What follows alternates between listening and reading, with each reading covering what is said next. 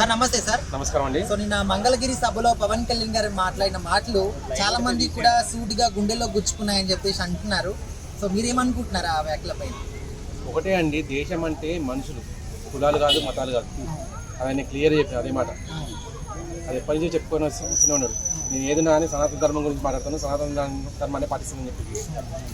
ఇంతకుముందు ఆయన పక్క రాష్ట్రంలో గెలిస్తే ఏమన్నారంటే జాయింట్కి వచ్చేసి ఏం చేయలేకపోయాడు, సింగిల్గా వచ్చేసి సింహలాగా వచ్చిందని చెప్పి అన్నారు. ఆయన ఏం రాసింది తెలుసు, ఆయన అబ్జర్విట్లో ఎన్నికల్లో ఏదైతే ఇస్తారో దాంట్లో క్రిస్టియన్ అని చెప్పేసి కింద కులం అంటే కులంలో రాయలేదు, ఎందుకు రాయలేదు తెలుసా? దాంట్లో బాప్టిజం అండ్ క్యాథలిస్ట్ అని చెప్పి రెండు ఉన్నాయి.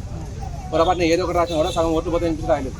ఈయన అలా కాదు, ఈయన మొత్తం రాసింది ఇండియన్ అని చెప్పేసి, సనాతన ధర్మం అని చెప్పేసి అలా రాసి గెలిచిన ఈయనను పిలుచుకొని ఏమని చేస్తున్నారంటే వాళ్ళు ఏదైతే అపోజిషన్ పార్టీ ఉందో వాళ్ళు ఒకటే మాట చెప్తున్నారు, కులం కులం కులం అని చెప్పేసి. కులం పరంగా ఆయన వచ్చేటట్టుంటే 2019లోనే గెలిచేటాడు. ఆయన కులాన్ని నమ్ముకోలేదు. ఏదన్నా కానీ ఎప్పుడున్నా కానీ నేను మొత్తం అందరి ప్రజలతో వాళ్ళకి సేవ చేసుకుని వాళ్ళ సేవ ద్వారా వాళ్ళని కూడా 4 లెవెల్కి తెచ్చుకొని అప్పుడు గెలుస్తామని చెప్పి 10 ఏళ్ళు కష్టపడి 10 ఏళ్ళ తర్వాత ఇప్పుడు గెలిచిన తర్వాత కూడా తన సొంత డబ్బును పెట్టేసి అభివృద్ధి పనులు చేసి చూపిస్తున్నాడు. సార్ ఇప్పుడు కళ్యాణ్ గారు క్యాస్ట్ విషయంలో కానీ లేకపోతే సీఎం అవ్వడం విషయంలో అన్నిట్లో కూడా క్లారిటీగా ఉన్నారు.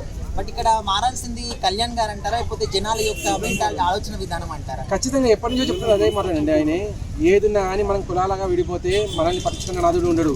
అటు వెస్ట్ బెంగాల్ అయినా కానీ, ఇటు కేరళ అయినా కానీ, అటు జమ్మూ కాశ్మీర్ అయినా కానీ, ఏ హిస్టరీ తీసుకున్నా అంతేందుకు మన దేశం కానీ మన పక్క దేశం అయినా బంగ్లాదేశ్, దాంట్లో హిందువులు అనేది నాశనం అయిపోతున్నారు. దాని గురించి మాట్లాడే ఒక్క నాయకుడు మనకు దేశంలో లేడు ఇప్పుడు అని చెప్పి ఆయన క్లియర్గా చెప్పారు. అంత చెప్పిన తర్వాత కూడా ఇంకా మనం కులాలు అని చెప్పి పట్టుకొని వెళ్తే మన నాశనం మనం కోరుకుంటున్నట్టే.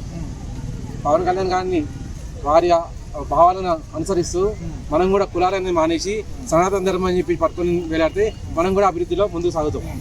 సార్ ఇప్పుడు కళ్యాణ్ గారు సీఎం అవ్వాలని ఒక కోరిక మాత్రం నాకు లేదు, అవ్వాలని కూడా నేను అనుకోవట్లేదు అంటున్నారు. బట్ ఆయన ఫ్యాన్స్ ఏమో ఖచ్చితంగా సీఎం గా చూడాలని ఫ్యూచర్లో అని చెప్పేసి వాళ్ళు అనుకుంటున్నారు. మరి ఇది ఇంకేం చెప్తారు? ఆయన ఫ్యాన్స్ నేను చెప్పదలుచుకుంది ఒకటేనండి, ఆయన సీఎం మెటీరియల్ కాదు, ఆయన సీఎం మెటీరియల్, కింగ్ మేకర్. ఆయన ఇప్పుడు 2 రాష్ట్రాల్లోనూ ఎవరైతే రాష్ట్ర ముఖ్యమంత్రి అవ్వాలనో ఆయన నిర్ణయిస్తారు అన్నట్టు. ఆ 2 రాష్ట్రాల తర్వాత ఇప్పుడు మొత్తం దేశానికి కావాల్సిన నాయకుడు ఆయన. ఒకప్పుడు మనకు ఓన్లీ యోగి అండ్ మోడీ మాత్రం తెలుసు. ఇప్పుడు తెలుస్తున్న మెయిన్ పేరు పవన్ కళ్యాణ్ గారు అని చెప్పేసి. మోదీ యోగి గారు అనేది వారికి వచ్చిన జీతాన్ని ఎప్పుడో సేవింగ్ చేసుకుంటూ ప్రజలకు ఉపయోగిస్తున్నారు. ఆయన ఎక్కడో సినిమాలో సంపాదించిన సొమ్ముని, కోట్ల సొమ్ముని ఆయన ప్రజలకు ఉపయోగిస్తున్నారు. అది వాళ్ళకు ఆయనకున్న తేడా. ఒకప్పుడు మనం ఏమనుకున్నాం అంటే మోడీ యోగిని మించిన నాయకుడు రాని చెప్పి అనుకున్నాం.